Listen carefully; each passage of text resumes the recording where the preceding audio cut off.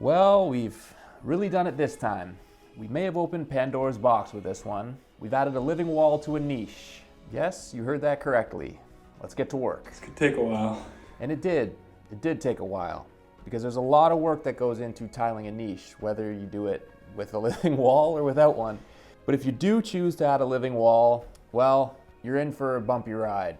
That's not true, actually. It was pretty uneventful. Actually, the truth is, it was exactly as complicated as you would expect tiling a niche with a living wall in it is. But it all starts with Prova tile edge. Nope, it started long before that. But right now we're doing the tile. Now we're doing the tile on the wall. There's a lot that goes into a niche. You already know that. There's that edge again. The truth is, we feel like we invented this next part of adding a living wall to a shower niche. It's not even a lie. It's not living. It's a dead living wall. It's fake.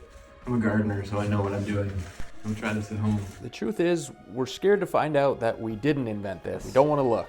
A few snips with my pruning shears, and our lush garden will be ready for a shower. Ta-ta. But despite the pleasant ta-ta, we never left. We had work to do, so we kept working. We had grout.